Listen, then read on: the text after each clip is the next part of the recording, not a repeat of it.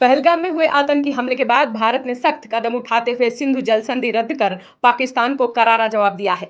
लेकिन यह इतना आसान भी नहीं है। सिंधु जल संधि को रद्द करना मतलब युद्ध का ऐलान करना है, क्योंकि सिंधु जल संधि एक ऐतिहासिक जल समझौता है जो भारत और पाकिस्तान के बीच 1960 में विश्व बैंक की मध्यस्थता में हुआ था। हाल के जल बंटवारे को लेकर दोनों देशों के बीच विवाद को सुलझाना और शांति बनाए रखना था, जिस संधि के तहत यह नदियों को दो भागों में बांटा गया। पूर्वी नदियां रावी, ब्यास, सतलज, इसका पूरा जल भारत को उपयोग करने का अधिकार मिला।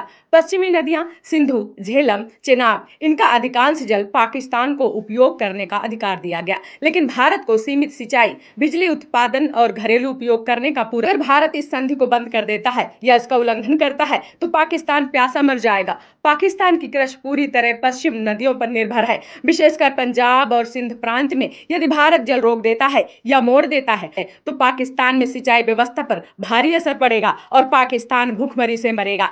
जल संकट से पाकिस्तान के भीतर आंतरिक अशांति, विरोध प्रदर्शन, सरकार पर दबाव बढ़ सकता है। वहीं यह कदम अंतर्राष्ट्रीय विवाद का कारण भी बन सकता है और क्षेत्रीय शांति को खतरा पहुंच सकता है। लेकिन इस बार आतंकवाद का मुद्दा बनाते हुए भारत सिंधु जल संधि को रद्द करने की प्रक्रिया में जा सकता है, क्योंकि इस बार वास्तविक और ठोस आतंकवाद है जिससे देश पर खतरा उत्पन्न हो गया है। अंतर्राष्ट्रीय कानून के तहत किसी संधि को खत्म करना आसान नहीं होता, लेकिन भारत कुछ कानूनी और व्यवहारिक परिस्थितियों में ऐसा कदम उठा सकता है। अगर पाकिस्तान स्वयं सिंधु जल संधि के किसी महत्वपूर्ण प्रावधान का उल्लंघन करता है, जैसे वाले पानी में बाधा डालता, तो भारत उसे मूल उल्लंघन कहकर संधि को समाप्त करने का आधार बना सकता है। दूसरा सबसे बड़ा आधार आतंकवाद है। जो परिस्थितियां निर्मित हुई हैं, कूटनीतिक दुर्व्यवहार का युद्ध जैसी स्थितियां यह तर्क दे सकती हैं कि अब दोनों देशों के बीच शांति और सहयोग का आधार समाप्त हो चुका है, जो संधि की मूल भावना थी।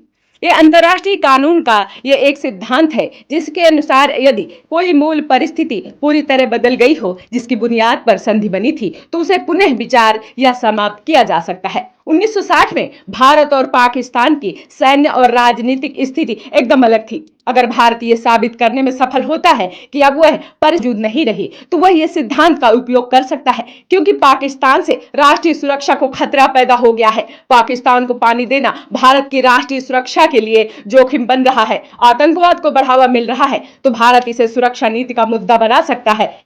अगर विश्व बैंक, स्थायी सिंधु आयोग या अन्य मध्यस्थ पाकिस्तान के साथ विवाद न सुलझा पाए, तो भारत कह सकता है कि अब संधि का पालन असंभव हो गया है। लेकिन ध्यान देने वाली बात है कि भारत को अंतर्राष्ट्रीय कानूनों के तहत उचित प्रक्रिया अपनाने के खिलाफ अंतर्राष्ट्रीय आलोचना और कार्रवाई को भी न्योता दे सकता है। जल्दबाजी की बजाय भारत के पास यह विकल्प है कि वह संधि की कानूनी समीक्षा कराए या निर्धारित दायरे में रहकर अपने अधिकारों का पूर्ण उपयोग कर संधि को सीधे रद्द करना कूटनीतिक रूप से जोखिम भरा कदम हो सकता है।